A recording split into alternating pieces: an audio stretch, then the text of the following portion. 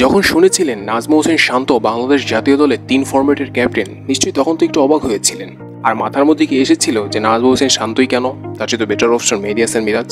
কেননা আমার আশপাশের মানুষ আমাকে এটাই বলছিলেন যে নাজমুল হোসেন শান্ত ক্যাপ্টেন হওয়ার যোগ্যই রাখেন না, তার চেয়ে ভালো যোগ্যতা মেহেদী হাসান মিরাজের রয়েছে। এরপর আমি একটু অনলাইনে ঘাটাঘাটি করেছি, সেখানেও একই বিষয় দেখতে পেয়েছি। তারা প্রত্যেকে বলছিলেন নাজমুল হোসেন শান্ত ক্যাপ্টেন হওয়ার যোগ্যতাই রাখেন না, মেহেদী হাসান মিরাজকে দেওয়া উচিত ছিল।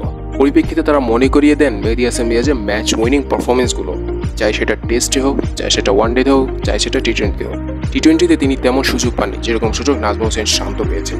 তারা আরও বলেন নাজমুল হোসেন শান্ত যে পরিমাণ সুযোগ পেয়েছেন তার অর্ধেকও যদি মেহেদী হাসান মিরাজ পেতেন তাহলে তো তিনি আজ কোথায় থাকতেন, অনেক ফ্র্যাঞ্চাইজি হয়তো বা তার খেলা হয়ে যেত।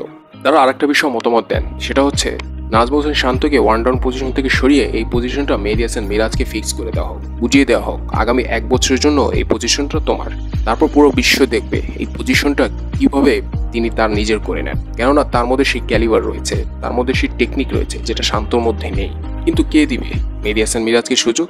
কারণ মেহেদী হাসান মিরাজদের মতো প্লেয়ারদের সুযোগ খুব কমই হয় বা আসে। আর নাজমুল হোসেন শান্তরা কিছু না করেও অনেক কিছু পেয়ে যান। এটাই বাংলাদেশের অবস্থা, এটাই বাংলাদেশের হয়ে আসছে। লিটন দাসের কথা আপনি মাথায় চিন্তা করলে আপনার মাথায় আসবে ভালো ইনিংসগুলো, আপনি ভাববেন যে না তার ক্লাস রয়েছে, তিনি ভালো খেলেছেন। বাট শান্তর কথা আপনি ভাবলে আপনি অবাকই হবেন, কেননা আপনার তার ইনিংসগুলোর কথা মনে পড়তে গেলে আপনাকে বসতে হবে, ভাবতে হবে। মেহেদী হাসান মিরাজেরটা আপনার সেটাও করা লাগবে না, অটোমেটিকলি আপনার মাথায় চলে আসবে তার ইনিংসগুলো। কিন্তু তাও তিনি অবহেলিত। শুধু তিনি না, সাইফুদ্দিনও তো বাংলাদেশ দলে অবহেলিত একজন প্লেয়ার। জানি না কেন হয় এরকম বাংলাদেশে। তো দর্শক, আপনারা আপনাদের মতামত জানাতে পারেন মেহেদী হাসান মিরাজকে নিয়ে, সাইফুদ্দিনকে নিয়ে। আর আপনারাও কি একমত যে ওয়ান ডাউন পজিশন যদি মেহেদী হাসান মিরাজকে দেওয়া হয় তিনি সেটা কাজে লাগাতে পারবেন, তিনি তার করে নিতে পারবেন, এই পজিশনটা তিনি সেট হয়ে যেতে পারবেন? সে বিষয়ে আপনারা মতামত জানাতে পারেন।